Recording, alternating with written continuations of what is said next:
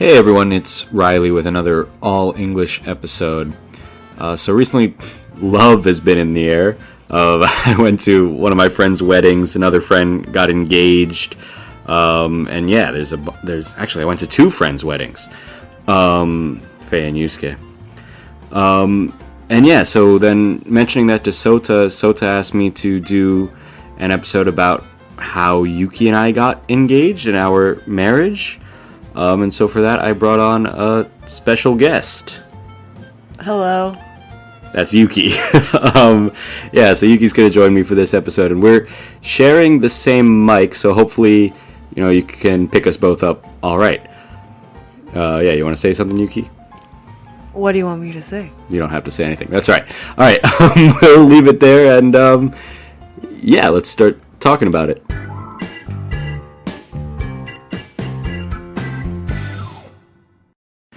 Okay, yeah, so I've talked about like how Yuki and I met and stuff on the podcast before, so if you haven't heard that, go back and listen, I guess, to a previous episode. I don't have the number on me right now, but so today, we're just going to talk about stuff that has happened a little bit more recently. I say that, but when did we actually get engaged? 2022. February 21st. Okay, yeah, so 2 years ago, I guess. Mm-hmm. So yeah, kind of a long engagement. So it started, like I decided to do it, and then I needed to get a ring. So the ultimate, like, engagement ring that I finally got you is from my mom, a ring that my mom had. But, like, I wasn't able to get that because my mom didn't feel comfortable sending it in the mail for obvious reasons. So I got it when I actually saw her in person, but I wanted to propose before that, so I used kind of like a placeholder ring, I guess you could say. Mm-hmm. And then, so to get that, I talked to my friend that owns a bar, the same one that I did the sandwich shop that we did, the sandwich shop at a couple years ago now. And she, maybe not just for me, what do you think? It wasn't just for me, right? No, but it was a big reason, I think. Okay. So yeah, she got another one of her friends who sells jewelry to come and do like a little pop-up shop at the bar, so that Yuki could try on rings without it being like suspicious. Yeah, I had no idea that was your, that was why it was happening. Yeah. So, I mean, we did that. We tried on rings, but actually, like, none of them really fit that well. Or how did that work? It's like slightly too big, but like on the day, did it fit okay? I think I put it on my pointer finger because I didn't think it was like a wedding ring. Right. And then I think I tried to size it down, or I got like a size down because the pointer finger is bigger than the ring finger or something like that. Oh. Or I tried to. Maybe they didn't have a size down, and I said, okay, whatever. It's a placeholder anyway, so I'll just get that one. But yeah, that was that. And then I got it, obviously, like, secretly, even though you were in the bar. And then, what wasn't it? It wasn't that long after that. Was it the next day or the next weekend that we actually... I think the next weekend or something. We had planned, like, just a normal date to go to the temple. Yeah, so there's this temple in Kagawa that's, I don't know, locally famous. I don't know if it's famous in the rest of Japan, called Kotahira or Kompira-san. It's on the top of a hill, and there's all these steps all the way up. I guess mountain. Maybe it's a mountain. But there's some, I forget, 750 steps or something to get to the top. And there's like all these shops along the way, and it's like pretty nice, kind of an old-style town, and walk up to the mountain. And then at the top, I proposed, looking out over Kagawa and the Seto and stuff like that. But I don't remember exactly what I said. Oh, it was very romantic. Do you want me to say? I guess so. I don't know. Do you want to say it? Oh, but it's like, I don't know. All right, we'll keep it secret then. Never mind then. Yeah, but anyway, yeah, so I said it, and it was very sweet, but then we were kind of sweaty and we had to walk back down the mountain together after that. Why are we so sweaty? It was winter, right? Were we sweaty? I remember it being sweaty. I don't think I was sweating. Maybe I was sweating. But then we walked back down and we went to, like, was it a Spanish restaurant? We went that time, Yeah, right? Yeah, yeah. we went to this little, like, Spanish restaurant in Cotohira town at the bottom of the mountain. And it was nice-ish. It was all right. Yeah, I liked it. Yeah. All right, so that's the engagement. And then obviously that was 2 years ago. So it took 2 years for us to actually get married. On paper. On paper. And even, yeah, like, that's mostly because the whole Japanese system for getting married as a foreigner is, like, a little bit complicated. As an American, I need to go to an American embassy, which is in Osaka or Tokyo, and they're only open on weekdays. So I would need to take a day off to do it. And, yeah, that time, I was still working at the last job, right? Mm-hmm. So, yeah, that job, I wasn't really able to take that many days off. And the days I could take off were usually, like, near holidays or something like that, and the embassies were always full. Like, the appointments for doing the paperwork were always full on those days, so it was hard for a while. Yeah, you were checking the websites, like, every week. I think. I was checking, like, a month ahead of time, like, every week, and I would always miss it. I remember one day I was, like, pretty sure I was going to be able to do it. I could take the days off, and I checked, and because I checked on my lunch break, it had been, like, 2 hours since the appointments were online, and they were all full. So, yeah, it was a whole thing. But that was all for Osaka, because it's obviously easier to get to Osaka than to Tokyo from Kagawa. So I was trying to get to Osaka for a while. But then, eventually last winter, I guess you could say, when we went home to America, on the way back, we made an appointment to go to the one in Tokyo, and that was pretty easy, actually. Right? Yeah. Yeah, it was, like, not that hard to get the appointment, even though it was, like, around a holiday. What was it, January 3rd or 4th or something like that. Mm-hmm. And, yeah, we went in there in Tokyo, and you just go in and you, like, pay some money and sign some papers, and then you have everything you need to go to City Hall. And so then we went to City Hall March 14th of this year. Yes. Yeah. We didn't know it was White Day. I think it was just coincidence, right? Yeah, it was because it was, like, we went on a Thursday morning before work, right?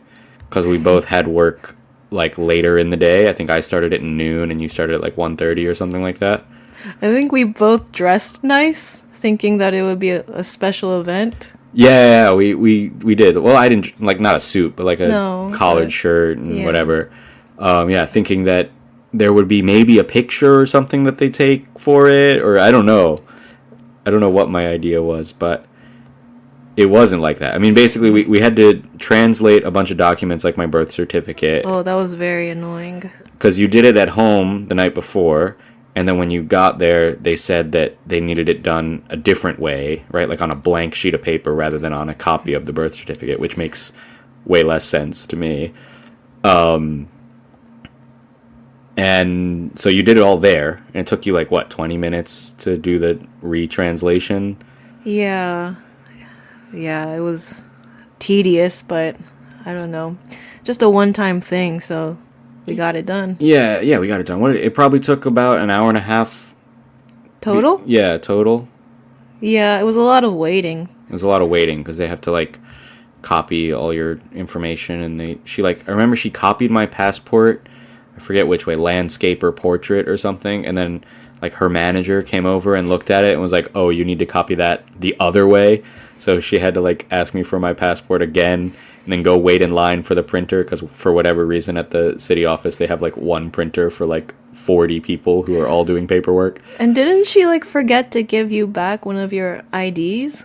I needed to ask for it, right? Yeah. Yeah, that would have been bad if I had lost it. Well, anyways, they were nice. She was nice, yeah. She was nice, but yeah. And then at the end, we weren't sure that we were married because she was just kind of like, "Okay, that's all for today," And we're like, so wait, does that mean we're married? Is it official? And she was like, oh, yes. But then also there's this other paperwork you can do. Like, that was the marriage, and then there's also changing your household, and then also changing your name, which you haven't done yet, but you will eventually. I'll do it. And yeah, that's pretty much the story up to now. Did the person at the embassy congratulate us? Yeah. Yeah. Both people. There was like one person I was talking to most of the time at like the desk, and then there was the like official person who actually signs the document. Both of them said congratulations. But not at the city hall. Yeah, she didn't say anything. She didn't say congratulations. She just kind of like, oh, that's it for today. And I think that's probably because like most people who get married, it's like either right after or right before, or like around the time they have like the actual wedding ceremony. So probably for most of them, it's like not a big deal because the big deal already happened or is about to happen or whatever. But for us, like that was kind of it for a while. Like we're not going to have our wedding for a little while yet. It would have been nice to say congratulations. Yeah, of course. Yeah, it would have been nice. But okay, so yeah, I mentioned at the beginning of the episode that we just went to a wedding. So probably, I don't know, you could say our best friends in Japan, right? The people that we've known since for like 7 years. And they moved down the street from us, so like now we live literally like 200 meters away from each other. Yeah. What does he say? Like maybe 1 minute? Maybe 1 minute, yeah. Away, yeah. Like walking. But yeah, so we see each other a lot, and they just got married. They had like a little small wedding dinner with about 30 people or so. And yeah, I think it was kind of like what I would like to do. Yeah, I would like a small wedding too. Yeah, so we're thinking right now about what to do for our wedding ceremony or whatever you want to call it. And probably it won't be much of a ceremony, but more of like a party. Yeah. But probably we'll rent out like a restaurant or some kind of space and invite friends. And it's kind of difficult because, you know, like both of our families live in America. I think my mom and dad have both said that they will come. Not sure about my sister, but I think if if my mom or dad pay for her to come, she'll come. But as far as like my cousins and my aunts and uncles and all the rest of the family, I don't think they'll be able to make it. Our American friends. Yeah, I have one of my college roommates I'm pretty sure could come if I give him enough notice, which hopefully we'll be able to. But yeah, most of the American friends, like my friends from high school that I've known for 20 years or whatever, they maybe won't be able to come, I'm imagining. It's kind of a bummer. But maybe we'll have a second wedding in America. Yeah, another year later in 2025. Yeah, to celebrate anniversary. Maybe that could work. Yeah. Yeah, but it's kind of. I mean, I'm sure some listeners have had weddings before, but like thinking about the guest list and stuff like that is really hard.